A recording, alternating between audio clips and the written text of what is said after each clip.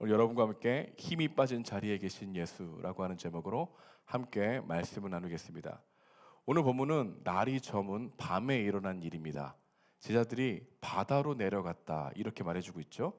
바다에 내려간 이유는 가버나움에 가기 위해서였습니다. 17절은 이렇게 말합니다. 배를 타고 바다를 건너 가버나움으로 가는데 이미 어두웠고, 여기서 바다는 우리가 알고 있는 바다를 말하는 게 아닙니다. 갈릴리 큰 호수를 이야기하고 있는데 요한이 이것을 바다라고 의도적으로 적고 있는 것이죠. 히브리 사람들에게 이 바다는 창세기 1장에 나오는 것처럼 혼돈과 두려움의 상징이었습니다. 그래서 바다는 인간이 통제할 수 없는 세계를 의미하는 것이 바다였죠. 이 의도가 분명히 있다는 겁니다. 예수님께서 그 혼돈 가운데 가시는 것을 우리에게 보여주려고 하는 본문의 의미도 담겨 있다는 거죠. 그런데 더 놀라운 사실이 있습니다. 요한복음만 읽으면 제자들이 바다로 스스로 배를 타려고 가는 것처럼 나와 있다는 것이죠. 그러나 같은 기록을 기록한 이 마태복음과 마가복음에서는 요한이 생략한 중요한 장면이 나타납니다. 우리 마태복음 14장 22절인데요. 우리 함께 읽어보겠습니다. 시작. 예수께서 즉시 제자들을 재촉하사 배에 태워 앞서 건너가게 하시고. 여러분, 요한복음에서는 그 제자들이 스스로 내려갔다고 말하고 있지만 마태와 마가복음에서는 예수님이 재촉해서 내려갔다고 이야기하고 있죠. 이거 재촉하다는 단순한 권유가 아닙니다. 떠밀다, 강하게 요구했다라는 뜻을 가지고 있죠. 제자들이 자기 판단으로 바다로 간 것이 아니라 예수님이 의도적으로 그들을 배에 태워서 가버나움으로 가셨다는 의미가 생략되어 있다는 것을 우리는 볼 수 있는 것이죠. 예수님이 그렇게 의도적으로 보내시는 이유는 이 제자들에게 가르치려고 하는 메시지가 있다는 것을 상기시키고 있다는 것입니다. 여러분, 예수님이 가라고 한 이 바다를 건너 가버나움으로 가고 있는데 무엇이 발생했다고 얘기합니까? 풍랑이 발생했다고 이야기합니다. 여러분, 이 장면이 중요합니다. 제자들이 길을 잘못 든 것이 아닙니다. 예수님께 불순종한 것도 아니에요. 예수님의 말씀에 순종해서 배에 올랐습니다. 근데 어느 순간 어둠이 찾아오고 바람이 일어나고 풍랑이 시작했다는 이야기를 우리가 잊지 말아야 된다는 거죠. 근데 우리는 종종 이렇게 생각하죠. 하나님의 뜻대로 살면 인생이 잔잔해야 되지 않을까? 근데 오늘 본문은 우리에게 말하고 있습니다. 주님의 인도하심 속에서도 언제나 인생에 풍랑이 찾아올 수 있다는 것을 말이죠. 예수님을 믿어도 풍랑이 올 수 있다는 것, 순종해도 바람이 분다는 것. 제자들은 예수님을 떠나 자기 길을 간 사람이 아니었는데 말씀에 순종하러 갔는데 배를 타고 갔는데 어둠이 찾아왔다. 바람이 일어났다. 풍랑이 시작됐다고 우리에게 말해주고 있는 겁니다. 여러분, 풍랑은요, 믿음이 없다는 하는 증거가 아니라 믿음의 길 위에서도 일어나는 현실이라는 것, 우리에게 말해주고 있다는 겁니다. 그런데 풍랑은 처음부터 일어나지 않았습니다. 여러분, 처음에 풍랑이 일어났으면 제자들은 배를 타고 갔을까요? 안 갔을까요? 안 갔겠죠. 처음에는 괜찮아 보였습니다. 제자들이 노를 저어 갔어요. 여러분, 갈릴리는요, 그들에게 낯선 땅이 아닙니다. 평생을 그 물에 서 있었던 어부들도 있었습니다.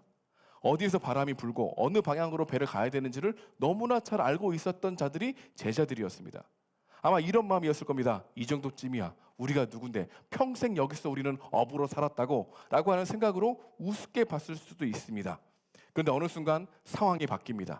성경은 말하지요. 큰 바람이 불어 파도가 일어나니라.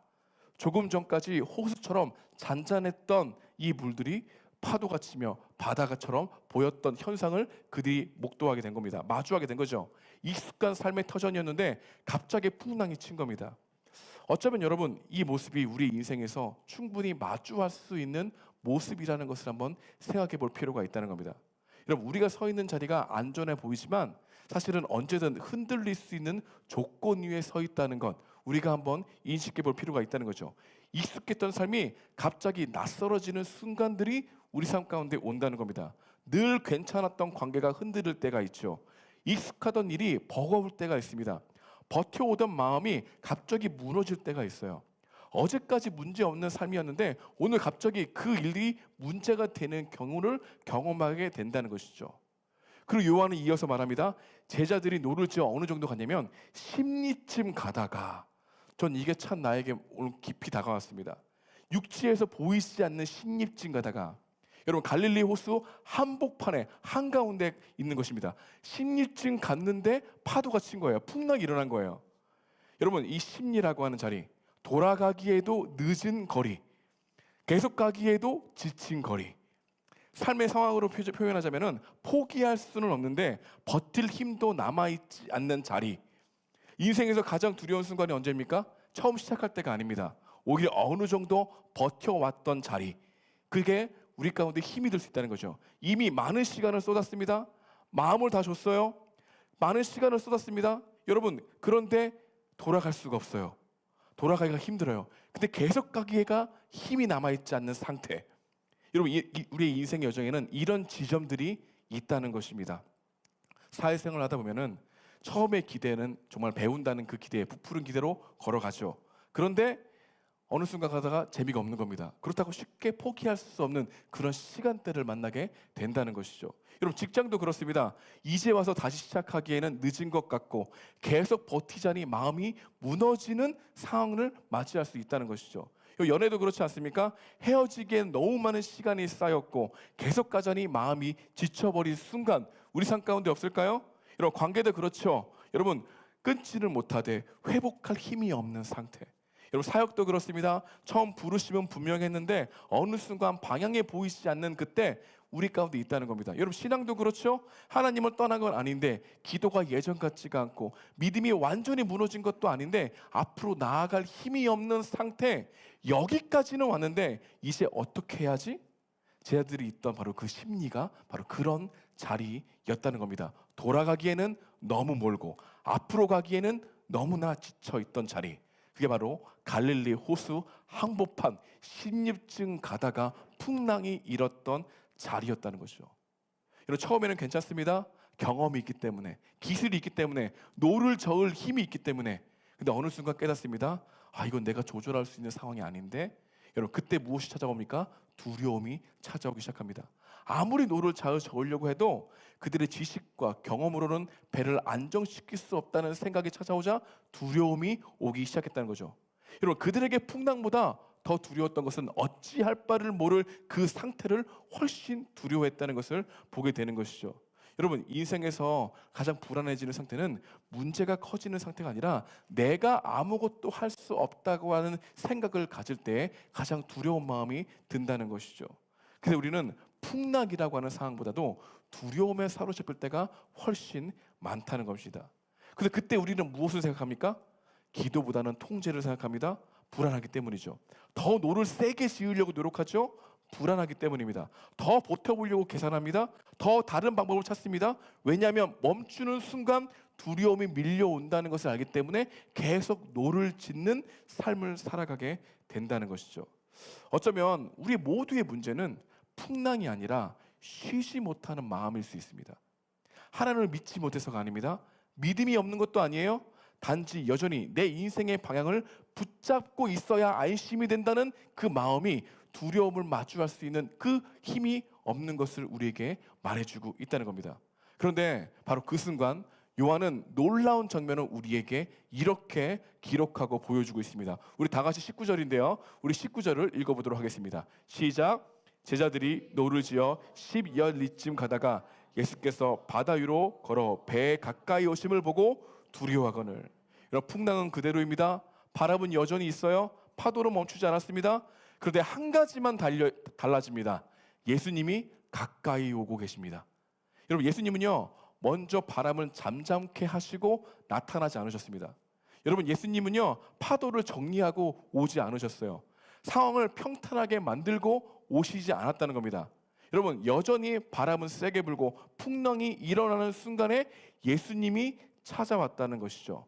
여러분 우리는요 풍랑이 거치면, 풍랑이 잔잔해지면 안심할 수 있다고 생각하는 존재인데 예수님은 풍랑이 일어도 나로 인하여 안심할 수 있다고 말씀하시는 하나님이심을 우리에게 보여주고 있는 겁니다. 여러분 돌아갈 수는 없어요. 근데 앞으로 가는 힘이 없어. 이런 풍랑 속에서 하나님께서는 우리에게 너희들 힘을 내가 주는 게 아니라 내가 옆에 있음으로 말미암아 앞으로 걸어가게 할 거야. 항상 풍랑 속에서도 우리에게 옆에서 함께 하시겠다는 그 약속이 오늘 본문에 담겨 있다는 것을 볼 수 있는 것이죠. 그분이 풍랑 속에서 바다 한가운데로 걸어오셨다. 여러분, 혼돈과 공허가 가득한 이 세상, 내가 두려워하는 그 현실 위에 누가 있다는 걸 얘기해 주는 겁니까? 예수 그리스도가 그 물 위에 서 있다는 것을 요한이 우리에게 말해주고 싶은 거죠. 너희가 지금 끙끙대고 있는 그 문제, 그 혼돈, 앞으로 어떻게 될지 몰라서 두려워하고 있는 그 문제 위에 누가 서 있다는 겁니까? 예수님이 서 있다는 것을 너희는 보아야 된다. 이 이야기를 제자들에게 하고 싶었던 것이죠. 제자들에게 가르쳐주고 싶었던 것은 그 문제 위에 지금 누가 걸어오고 있느냐? 그리스도가 걸어오고 있다. 이 이야기를 우리에게 말해주고 있다는 겁니다. 그래서 이렇게 본문은 우리에게 이런 질문을 하고 있는 것 같아요. 나는 지금 무엇을 붙잡고 있는가? 계속 노를 지으려고 내 힘으로만 끙끙대면서 그에서 표류하고 있지는 않는가? 질문해 보라는 것입니다. 풍랑이 잔잔해야지만 평안할 때도 믿고 있는 나의 마음은 없지 않는가? 여러분, 그런 마음이 있다는 것을 우리 생각해 볼 수 있는 것이죠. 상황이 정리되어야만 하나님이 계신 것 같다고 느끼는 생각이 없는가? 근데 요한은 우리에게 말하고 있죠. 평안은 환경에 주는 게 아니라 주님이 있음을 발견할 때 평안이 내 한가운데 있을 것이다. 여러분, 본문에서 제자들이 한 것은요, 노를 더 세게 짓는 대신에 그분의 음성을 듣는 거였어요. 내니 두려워하지 말라. 너희의 인생의 범위 안에 서 있는 그를 보라. 이것이 요한이 우리에게 말해주고 있는 상황이라는 겁니다.